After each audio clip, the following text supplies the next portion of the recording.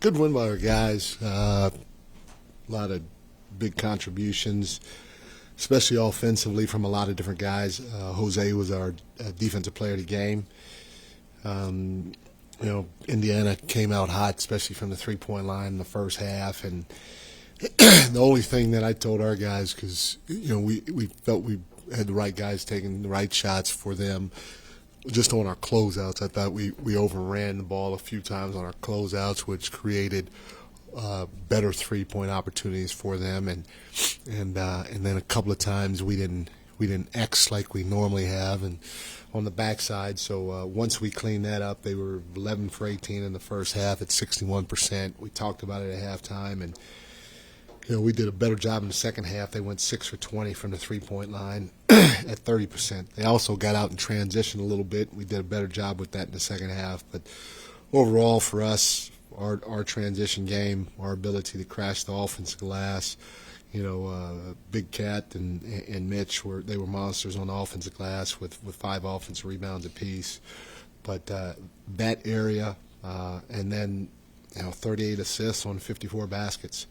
And 9 turnovers, just a whale of a game offensively when it comes to moving the ball. Part of that, though, is our spacing was really good tonight, and we gave each other space. And then when we touched the paint, we played off at 2 feet and made the right play. So good win by our guys. Mike, obviously we were talking about the starts before this game and last game. I think the starters were a +4 when you started bringing the bench. Like you said, I think 15 baskets, 13 were assisted, but the defense was a little wishy-washy. How would you kind of analyze how the starters would start that game? Yeah, and again, I thought, give Indiana credit, a couple of guys that, not that we want to give anybody threes, but we felt like we had the right guys taking threes, and some of them we contested, and the ball still went in. And that's what I tried to say before. If that happens, and knock on wood, and you lose, sometimes you just pat a guy on the back and say, hey, good win. We got to do a little bit better next time. Hopefully they'll miss and yada, yada, yada. But there were a few times, the 2 areas that I thought we weren't great in, or 3. The first one was our closeouts. We overran the ball a couple of times, which allowed them to get to the middle of the floor. When they got to the middle of the floor, we had to do this, and then they sprayed it, and they got decent looks that way. And then a couple of times on the backside, when we did go to help, when the ball was driven, we didn't protect one another, and we've been really, really good with our rotations on the backside of dribble drives and pick-and-roll game.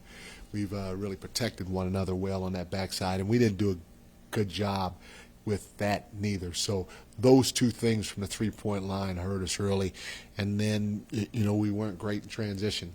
But again, I give our guys credit because we did just enough to stay in it, and then we cleaned it up when we needed to.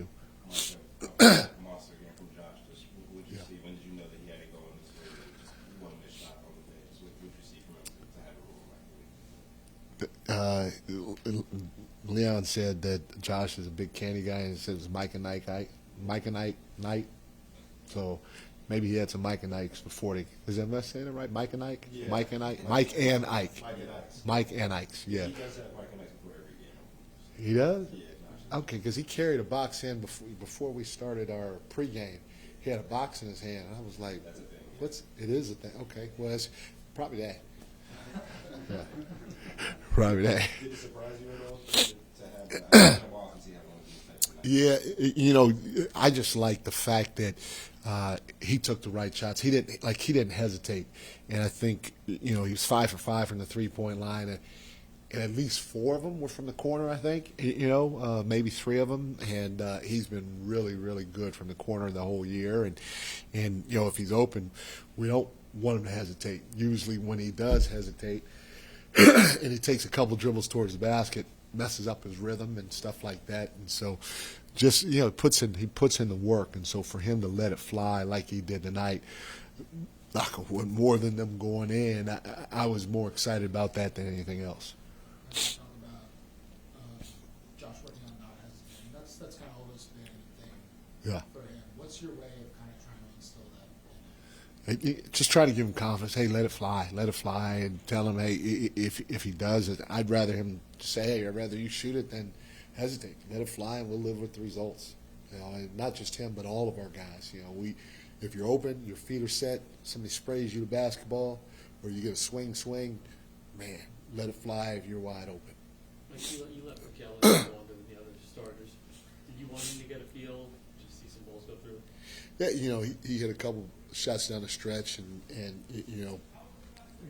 to try to get anybody that hadn't shot it that well from the three-point line to get another look, especially in a game like this, was a good thing. And man, I was.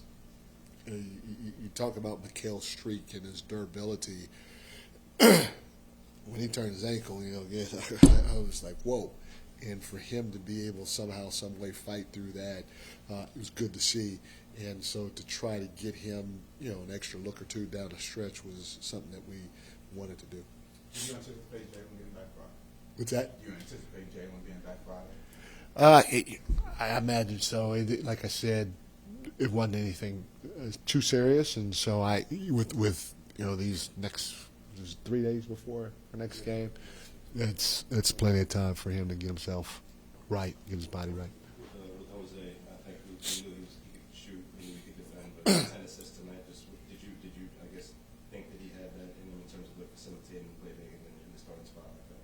Yeah, so Jose's he's one of the fastest guys in the league with the ball, and if the floor is spaced right, he's going to have an opportunity to get to the paint.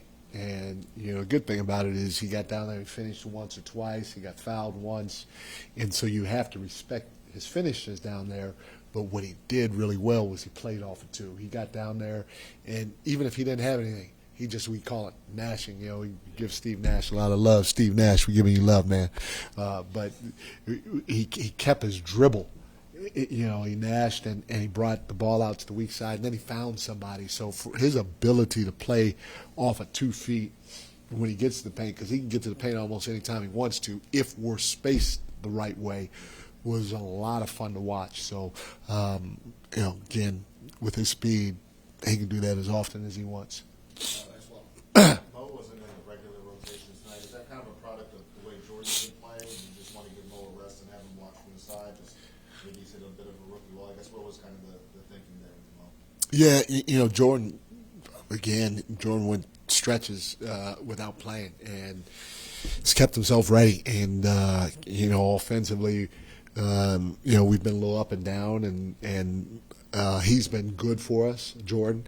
And so I decided to throw him out there before Mo. We'll continue to see what happens going forward, but we all have had the pleasure of being able to see Mo at a young age contribute a lot, and he just has to keep himself ready like Jordan did. And if his number's called, then go out there and don't do too much, but do what you can do and perform at the highest level in terms of your work ethic and focus and attention to detail, and we just go from there.